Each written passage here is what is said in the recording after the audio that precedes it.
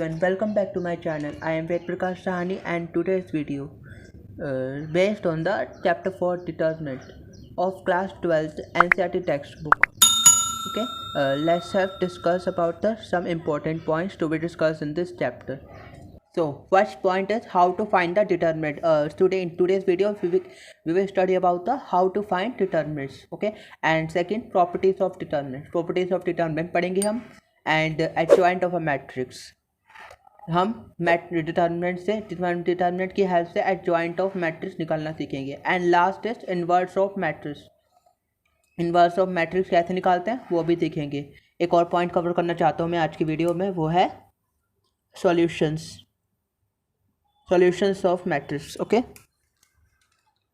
Solutions.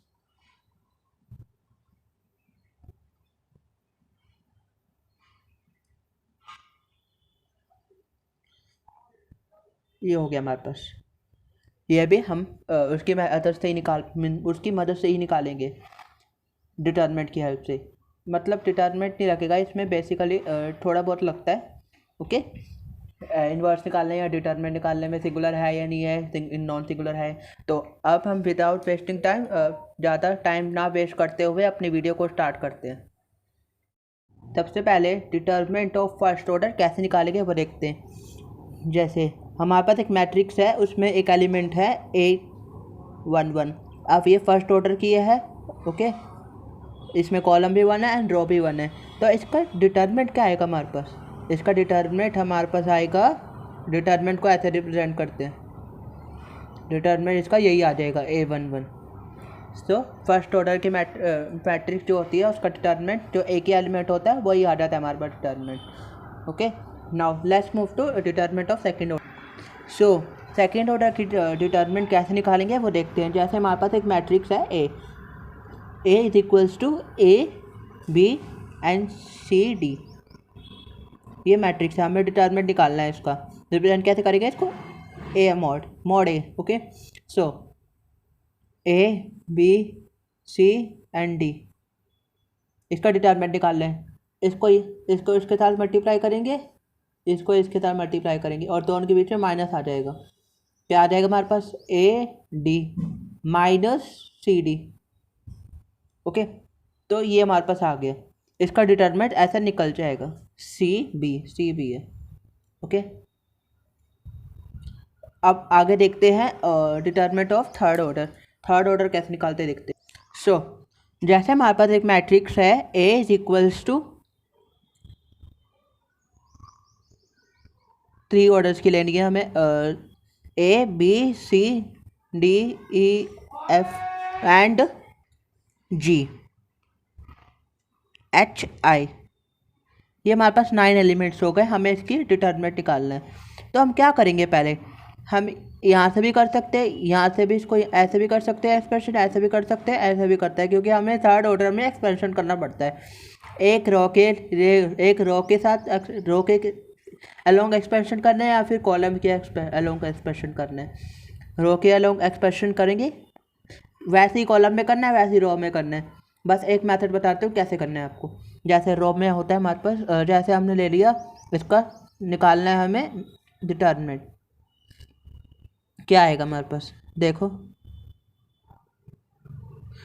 जैसे हमने लिख दिया, हम इसके अलोंग एक्सपेंशन कर रहे हैं, तो पहले ये आएगा, फिर ये जो होता है ये वाली रो छोड़ के, ये वाली कॉलम छोड़ के, जो ये वाला बच्चा हमारे पास डिटर्मिनेंट, इसका डिटर्मिनेंट निकालना है हमें EFHI. फिर माइनस प्लस का ध्यान रखने के लिए ऐसे कर लो, प्लस माइनस प्लस. यहाँ प्लस है तो यहाँ माइनस आएगा, यहाँ प्लस आएगा, यहाँ प्लस है यहाँ माइनस आएगा, यहाँ से पता ही लग गया माइनस आएगा. ठीक है, प्लस और यहाँ माइनस. ओके, अगर इसके अलोंग एक्सपेंशन कर रहे हो तो यहाँ पे पहले प्लस, यहाँ पे प्लस ही है, यहाँ माइनस आ जाएगा, यहाँ फिर आगे प्लस आएगा. ठीक है, तो यहाँ पे ले लिया अपने B. और फिर ये वाली कॉलम छोड़ के, ये वाला रो छोड़ के हमारे पास कौन सी मैट्रिक्स आ रही है? DFGI. इसका हमें वो निकालना है डिटर्मिनेंट, DFGI. अब प्लस C के साथ मल्टीप्लाई करेंगे किस मैट्रिक्स के डिटर्मिनेंट को? ये वाली कॉलम छोड़ दिया, ये वाली रो छोड़ दी, ये आ गया हमारे पास, ये पूरा आ गया। सो क्या आ जाएगा हमारे पास, DEGH, ये आ गया। अब हमें इसका डिटर्मिनेंट निकालना है। सेकंड ऑर्डर का मैंने आपको बता दिया कैसे निकालते हैं डिटर्मिनेंट। इसको इसके साथ मल्टीप्लाई करते हैं, इसको इसके साथ मल्टीप्लाई करते हैं, उन दोनों का माइनस लेते हैं। पहले इसको इसके साथ मल्टीप्लाई करके फिर माइनस H इंटू एफ, फिर ऐसे आएगा, ठीक है। फिर दोनों को A से मल्टीप्लाई करना है। ऐसे नंबर्स वाली डिटर्मिनेंट आती है तो उसमें ऐसे ही करना होता है हमें। ये तो हो गया हमारे पास, एक पॉइंट हमारे पास क्लियर हो गया, how to find the determinant. Next हम टॉपिक पे चलते हैं, how to properties of determinant पे चलते हैं। पहले प्रॉपर्टी है हमारे पास, A determinant is equals to A transpose का डिटर्मिनेंट। मतलब मैट्रिक्स A जो है उसका डिटर्मिनेंट किसके इक्वल होगा, जो उसका ट्रांसपोज है उसके इक्वल ही होगा, ठीक है। मतलब इसमें कोई चेंजेस नहीं आते, अगर ट्रांसपोज करके भी डिटर्मिनेंट निकालो तो सेम ही आएगा दोनों का determinant. And second property is, अगर R1 is equal to R2 है, मतलब दोनों इक्वल है, या फिर C1 is equal to C2 है, मतलब दो कॉलम इक्वल है, देन जो डिटर्मिनेंट को डेल्टा से भी रिप्रेजेंट करते हैं, ठीक है। Then delta is equal to 0, okay. आपको डायरेक्ट ये वाली सारी प्रॉपर्टीज आपको यूज़ करनी होगी। जैसे हमें क्वेश्चंस आते हैं विदाउट एक्सपेंशन हमें डिटर्मिनेंट निकालना है, तो ये सारी प्रॉपर्टीज हमें यूज़ करनी पड़ती है। तो ये सारी प्रॉपर्टीज बड़ी इंपॉर्टेंट है, okay. Third property is R1 is equals to lambda R2। मतलब हम कोई भी रो को अगर हम लैम्डा से मल्टीप्लाई कर दिया डिटर्मिनेंट में, ठीक है। अगर वो रो 1 के इक्वल है तो वो 0 हो जाएगा उसका डिटर्मिनेंट। जैसे C1 is equals to lambda R3, sorry C2, okay. तो क्या हो जाएगा हमारे पास, डिटर्मिनेंट 0 हो जाएगा। एंड फोर्थ प्रॉपर्टी इज, जैसे अगर पूरी R1 0 है, मतलब एक पूरी रो 0 है या फिर पूरा कॉलम एक 0 है, तो तब भी डिटर्मिनेंट 0 होता है। And fifth property very very important, इसमें बहुत सारे बच्चे गलतियां करते हैं, वेरी वेरी इंपॉर्टेंट प्रॉपर्टी है। अगर के ए मैट्रिक्स है, मतलब मैट्रिक्स को केलर क्वांटिटी से मल्टीप्लाई किया हुआ है पहले से ही, हमें के को डिटर्मिनेंट से बाहर निकालना है। कैसे निकालेंगे, और इसमें जैसे इसमें केलर मल्टीप्लिकेशन में डिटर्मिनेंट में खाली एक रो, अगर एक नंबर मल्टीप्लाई कर रहे हो तो वो किसी भी एक रो या फिर एक कॉलम के साथ ही मल्टीप्लाई होगी, पूरी डिटर्मिनेंट के साथ मल्टीप्लाई नहीं होगी, ठीक है। जैसे उसके अंदर पूरी मैट्रिक्स है ना, वो पूरी मैट्रिक्स के साथ मल्टीप्लाई नहीं होगी। जैसे अभी के ए है, तो ये कि कोई n ऑर्डर की है, चलो मानो n ऑर्डर की है, तो के की पावर n बाहर निकलेगा, क्योंकि एक रो कितनी रोज होती है, n हो गई रोज, और ऑर्डर भी कॉलम भी n हो गए, तो n इंटू n भी मैट्रिक्स है, तो n रोज है, तो मतलब n के की पावर n बाहर निकलेगा हमारे पर। अगर हमें के की पावर कॉमन लेना है हमें, तो के कैसे आएगा, देखो जैसे ये बाहर निकलेगा, हमें अगर मैट्रिक्स ए से हमें कॉमन निकालना है, क्योंकि डिटर्मिनेंट में आ गया, अब तो ये मैट्रिक्स तो रहा नहीं, अब डिटर्मिनेंट में आ गया, तो डिटर्मिनेंट में किसी भी एक रो या एक कॉलम में मल्टीप्लाई होता है, अगर एक नंबर से मल्टीप्लाई कर रहे हो तो, ठीक है। ये आ गया हमारे पास। जैसे हम एक क्वेश्चन, एक एग्जांपल देखते हैं, चलो एग्जांपल के तौर पे हमने के ए मैट्रिक्स ले ली, ये के ए मैट्रिक्स ले ली ये वाली, ठीक है। इसको डिटर्मिनेंट में रखा हमने, के A1 के 1 2 A1 2 हो गया, के A21 एंड के A22।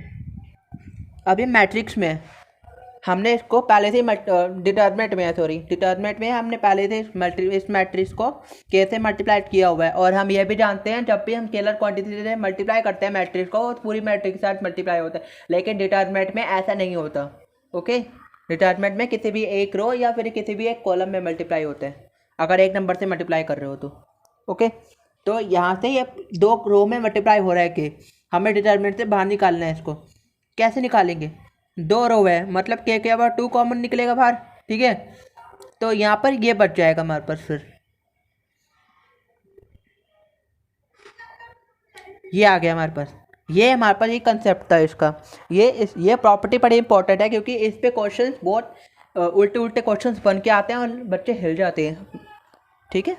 And six properties R1, ये तो आपको पता ही होगा, ये वाली तो मैंने मैट्रिक्स में भी बताई थी, एलिमेंट्री ऑपरेशंस ऑफ मैट्रिक्स में बताई थी मैंने ऐसे ही डिटरमिनेंट में भी होता है ऐसे। R1 लिखेंगे प्लस माइनस कोई भी रो, के टाइम्स कोई भी रो हो सकती है, ठीक है। थर्ड रो, फोर्थ रो, जितने भी ऑर्डर की है, ठीक है। ऐसे ही कॉलम में होता है C1 प्लस माइनस के C2। ओके, सो 7 प्रॉपर्टी, ये भी बड़ी इंपॉर्टेंट प्रॉपर्टी है। बच्चों को दिखती नहीं है ये प्रॉपर्टी, लेकिन बहुत ही बड़ी इंपॉर्टेंट है। मतलब इतने अच्छे अच्छे क्वेश्चंस आते हैं इसके ऊपर। जैसे कोई भी मैट्रिक्स लिखी है, कोई भी डिटरमिनेंट लिखा हुआ है हमारे पास, और हमें पता नहीं लग रहा है वो कैसे करना है, लेकिन वो इतना इजी क्वेश्चन होता है, यकीन मानो वो इतना इजी क्वेश्चन होता है। अगर ये वाली प्रॉपर्टी यूज़ कर ली तो हमें लग रहा होता है वो मुश्किल है, लेकिन बड़ा इजी होता है वो क्वेश्चन। चलो देखते हैं। एंड ये सारी प्रॉपर्टीज़ यूज़ करके हम अपनी कैलकुलेशंस को भी हम थोड़ा कम कर सकते हैं, विदाउट एक्सपेंशन कर सकते हैं पूरा हम, जैसे ये है, ठीक है। And B2 plus α2 and A1 and A2, जैसे ये इक्वल होगा हमारे पास, हम इसको अलग अलग कर लेंगे। जैसे B1 है, फिर A1, B2, A2, इसको हम अलग कर सकते हैं, है ना। ऐसे क्वेश्चन दुनिया भर के आते हैं, ऐसे क्वेश्चन तो बड़े आते हैं और बच्चे हिल जाते हैं, इनको पता नहीं लगता क्या करना होता है। इसलिए ये सारी प्रॉपर्टीज़ बड़ी इंपॉर्टेंट है। मैं तो कहता हूँ सारी प्रॉपर्टीज़ को रट लो, अच्छे से रट लो पूरा, क्योंकि इस पे क्वेश्चंस यकीन मानो आता ही है बोर्ड में, आता ही है। सो ये थी हमारे पास सारी मैट्रिक्स डिटरमिनेंट की प्रॉपर्टीज़। सो आगे चलते हैं हम एडजॉइंट पे। So now adjoint of a matrix, the transpose of cofactors of matrix. Transpose हम पढ़ चुके हैं, लेकिन एक नया वर्ड आया हमारे पास, कोफैक्टर। ये हमें अभी पढ़ना है, तो इस पे चलने से पहले हम पहले पढ़ेंगे कोफैक्टर्स क्या होते हैं, और इसके साथ साथ माइनर्स क्या होते हैं। माइनर्स एंड कोफैक्टर्स पढ़ने हैं हमें पहले। ओके, तो माइनस पढ़ते हैं पहले। माइनस क्या होता है? जैसे कोई मैट्रिक्स है, ऑर्डर 2 की मैट्रिक्स है हमारे पास, A is equals to A11, A12, A22 and A22, ये मैट्रिक्स है हमारे पास। सो हमें इसके माइनर निकालने हैं। माइनर कैसे निकलेंगे इसके? जैसे हमें देखना है इसका ए वाली रो छोड़ के और ये वाला कॉलम छोड़ के, अगर इसका हमें को वो निकालना है माइनर, ये वाली रो छोड़ो, ये वाला कॉलम छोड़ो, क्या है हमारे पास? ये आया, तो ये उसका माइनर होगा। M11 क्या आएगा हमारे पास? A22। ऐसे इसका ये आएगा M12 M12 क्या आ जाएगा? A21। एंड M21 क्या आ जाएगा हमारे पास? A12। M22 A11। तो ये माइनर्स निकालने तो बड़े इजी थे। ऐसे ही क्रॉस ऑर्डर 3 में भी हम बड़ी इजीली निकाल सकते हैं। जैसे मैं आपको निकाल के दिखाता हूँ आपको अभी। A B C D E F G H and I। जैसे हमें इसका निकालना है, इस A का माइनर निकालना है, तो इस वाली रो छोड़ के, इस वाली कॉलम छोड़ के, ये इसका डिटरमिनेंट निकालना है हमें। तो M11 क्या आएगा हमारे पास? E F G H का I का डिटरमिनेंट निकालना है हमें। डिटरमिनेंट तो निकाल ही लोगे, ऐसे इसका निकल जाएगा, ऐसे इसका निकल जाएगा, ठीक है। तो आगे चलते हैं हम कोफैक्टर्स पे। आ गए हमारे पास अब कोफैक्टर्स ऑफ मैट्रिक्स। ये है हमारे पास कोफैक्टर्स ऑफ मैट्रिक्स। तो ये है तो माइनर की तरह, बस इसमें एक चीज़ और ऐड हो जाती है बस। जैसे हमने माइनर निकाला था, जैसे हमने माइनर निकाला है M11, तो कोई भी एलिमेंट आया है, जैसे कोई भी जैसे आ गया हमारे पास आ गया था ये, जैसे माइनर ये आया हमारे पास, सपोज M11 माइनर ये आया, ठीक है। तो इसके साथ हमें -1 की पावर i प्लस j करना होता है। मतलब इसमें i क्या है 2, इसमें j क्या है 1, है ना। तो 2 + 1 3, तो -1 ही आएगा, इसके मतलब आगे माइनस लग जाएगा। ओके, जैसे ये M11 निकाला है हमने, 1 + 1, इसको नहीं देखना हमें, ये तो एक एलिमेंट आया हमारे पास, कोई भी नंबर हो सकता है, कुछ भी हो सकता है, इसको देखना है। 1 + 1 2, तो 1 आ जाएगा इधर। सो ये था हमारे पास, जैसे हमने इसका ऐसे एक और एलिमेंट ले लिया हमने, हम इसको जनरल टर्म में लिखते हैं, ठीक है। ij = कोई भी एलिमेंट है, कोई भी एलिमेंट लिख दिया हमने इधर, ठीक है। एंड -1 की पावर i प्लस j। अगर ये i प्लस j इवन है तो +1 आ जाएगा, अगर i प्लस j ऑड आ रहा है तो ये -1 ही रहेगा। मतलब इसमें ये फ़र्क होता है, माइनस जो 1 वाले होते हैं, जो जिसका सम इवन होता है, वो माइनस और कोफैक्टर्स तो इक्वल होते हैं उसके, ठीक है। और जिसमें i प्लस j ऑड होते हैं तो उसका नेगेटिव, माइनर का नेगेटिव होता है उसमें, ठीक है। तो इसमें थोड़ा सा ही फ़र्क था कोफैक्टर और माइनर्स में, बाकी सेम है, बस इतना ही फ़र्क था इसमें, बाकी सेम है। तो आगे चलते हैं, अब let's move to adjoint of matrix. Adjoint of matrix कैसे निकालते हैं वो देखते हैं। जैसे हमारा टॉपिक था, हमने कोई भी मैट्रिक्स ले लिया है, अब एडजॉइंट निकालना है हमें इसका, ठीक है। कोई मैट्रिक्स ले ली, ऑर्डर 2 की ले ली, ठीक है, ABCD, कोई फ़र्क नहीं पड़ता, ABDC लिखती है, ठीक है। अब हमें इसका निकालना है एडजॉइंट। तब सबसे पहले हमें निकालने पड़ेंगे कोफैक्टर, क्योंकि हमारी डेफिनेशन क्या थी, transpose of cofactors of matrix. Okay, हमें उसका ट्रांसपोज करके लिखना है। सबसे पहले इसका कोफैक्टर क्या होगा, हमारे पास C होगा, एंड यहाँ पे हमें इसका कोफैक्टर लिखना है। हम इसको कोफैक्टर्स में हम इसको C से डिनोट करेंगे, ठीक है, क्योंकि ये तो माइनर था। यहाँ पे एक्चुअली यहाँ पर M11 आएगा, ठीक है। M11 कुछ भी एलिमेंट आया है तो, ठीक है, इसको दोबारा से लिख देते हैं। यहाँ पर क्या था हमारे पास, C11 का हमें को फैक्टर निकालना था, एंड जो यहाँ पर एलिमेंट आया था, ये माइनर आया था, माइनर M11 का जो माइनर आया था, उसके आगे ये करना था हमारे पास, ठीक है। बेसिकली ये थोड़ा गलत बता दिया था मैंने, ये नहीं होगा, ठीक है। बेसिकली ये जनरल पॉइंट हो गया इसका। M11 मैंने आपको बोला ना, माइनर्स में यही होता है फ़र्क, वैसे सेम होता है, लेकिन जब i प्लस j इवन होता है तो माइनर के इक्वल ही होता है, जब i प्लस j ऑड होता है तो नेगेटिव के इक्वल होता है, ठीक है। ये देखो, अगर ये i प्लस j इवन हो गया तो फिर ये माइनस की जगह प्लस आ जाएगा, दोनों इक्वल हो जाएंगे। फिर ये i प्लस j अगर ऑड हो गया तो ये माइनस के इक्वल हो जाएगा इसके। तो ऐसे ही हम इसको डिनोट करते हैं C से कोफैक्टर्स को। अब इसका कोफैक्टर निकालना है हमें, A11 का C11 का कोफैक्टर, ठीक है, A का कोफैक्टर होता है C11 निकालना है हमें। तो इसका माइनर क्या आएगा हमारे पास, C आएगा, है ना, C लिख दो। अब -1 की पावर 1 + 1, तो इक्वल आएगा, ये माइनर के इक्वल आ गया, ठीक है। एंड C12 ये निकालना है हमें।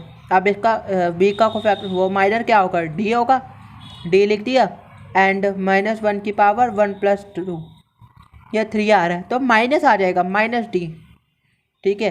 एंड सो C21 निकालना है अब हमें, C21 डी का फैक्टर क्या आएगा, b होएगा, ठीक है, b लिख दिया। एंड 1 2 + 1 ये भी माइनस में आ जाएगा तो -b, ठीक है।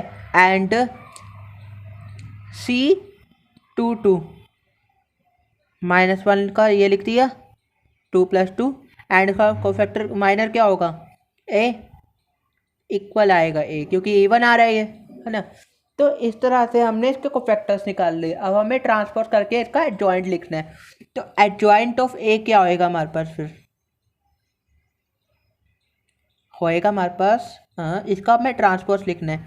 तो ये पहले ये लिख देंगे और फिर इसको नीचे लिखेंगे, इसके ऊपर नहीं, हमें ट्रांसफर करके लिखना है ना। ये को रो था तो इसको कॉलम बनाना है हमें, तो ये इसकी यहाँ पर लिख देंगे और ये फिर ये वाला यहाँ पर लिख देंगे, ठीक है।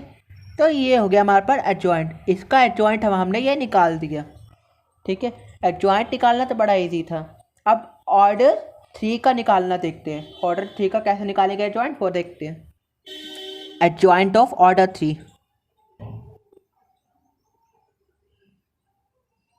ऑर्डर 3 मैट्रिक्स है हमारे पास, A = A B C D E F G H I, okay. ये हमारे पास मैट्रिक्स है। अब हमें इसका निकालना है, एडजॉइंट निकालना है। तो सबसे पहले इसके कोफैक्टर्स निकालने पड़ेंगे। तो C11 मैंने आपको बताया था ना पहले भी, तो यहाँ पर प्लस ले लेते हैं या माइनस ले लेते हैं या प्लस ले लेते हैं। सबसे ईजी ट्रिक यही है, अगर पहले ये ऐसे याद ना होता तो। वैसे हम वो भी लगा सकते हैं, कोई ज़्यादा बड़ी बात नहीं है, लेकिन ये भी लगा सकते हो कोफैक्टर्स के आगे, इससे हमारा जल्दी काम भी होएगा। और ये छोटी सी ट्रिक ही समझ लो इसको, मतलब यहाँ प्लस या माइनस या plus minus plus minus plus minus, ठीक है। या तो फिर वैसे कर लो, -1 की पावर i + j वाला कंसेप्ट, या तो ये वाला कर लो, ठीक है। चलो कोई भी यूज़ कर सकते हो, मेरे कहने का मतलब है आप ऐसे भी डिटरमाइन कर सकते हो कैसे आएगा, ऐसे भी कर सकते हो i + j करके भी, ओके। अगर ये चीज़ याद नहीं होती तो आप ऐसे भी कर सकते हो, अगर ये भूल गए तो आप ऐसे भी कर सकते हो, ठीक है। तो इसका फैक्टर निकालना हमें a का, तो इसका माइनर क्या होएगा, पहले माइनर आएगा हमारे पास E F H I, ये माइनर है और ये प्लस में है, और 1 1 A 1 1 है, मतलब C11 निकालना है तो 1 + 1 वैसे ही पॉजिटिव है, इसका निकल जाएगा ये हमारे पास, ठीक है। जैसे आ गया EI - FH, ये को फैक्टर आ गया। फिर A12 इसका निकालना है। अब ये माइनस है, माइनस लगा दिया, A12 है तो मतलब 1 + 2 3 माइनस ही आएगा, तो माइनस ही आ गया हमारे पास, ठीक है। इसको छोड़, ये वाली रो छोड़ के, ये वाली रो छोड़ के, इसको कॉलम छोड़, ये वाली कॉलम छोड़ के क्या आएगा हमारे पास, ये माइनर आएगा हमारे पास DGFI माइनस, ओके, DIGF, ये को फैक्टर आ गया। इसी तरह से सारे को फैक्टर्स आ जाएंगे हमारे पास। फिर उसका हमें को ट्रांसपोज करके लिखना है, जैसे हमने सेकंड ऑर्डर का लिखा है। भाई ट्रांसपोज करना मैंने आपको सिखा दिया। अगर आपने नहीं देखी मेरी वीडियो तो आप गो थ्रू कर सकते हैं। मैं वीडियो बना चुका हूँ इस ट्रांसपोज से, मतलब चैप्टर 3 मैट्रिसेस के ऊपर पूरी सारी वीडियोस बना चुका हूँ मैं, तो आप मेरे चैनल पे जाके वो देख सकते हैं। तो अब नेक्स्ट टॉपिक तो हमारे पास था इन्वर्स, एडजॉइंट ऑफ मैट्रिक्स से इन्वर्स कैसे निकालते हैं वो देखना था, लेकिन अब उसको हम कवर करेंगे नेक्स्ट वीडियो में। And this is enough for today's videos, okay.